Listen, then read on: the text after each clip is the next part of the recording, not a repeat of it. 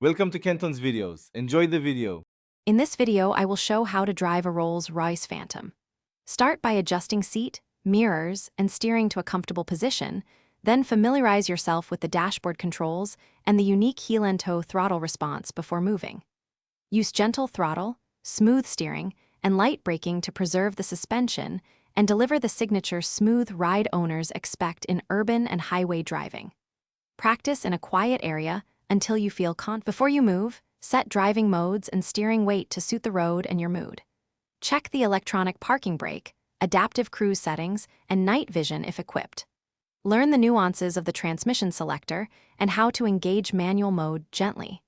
Remember to use the limousine-like rear view settings for city driving and to let the active suspension settle after sharp maneuvers. Always consult the owner's manual for model-specific tips. In town, prioritize smoothness by braking early and accelerating gradually to keep the Phantom's mass composed. On open roads, use the engine's torque to overtake without harsh downshifts and let the adaptive suspension read the surface. For tight spaces, use slow precision steering and minimal throttle, letting the car's cameras and sensors assist your judgment. Always be mindful of the long front and rear overhangs when turning or parking. Practice regularly and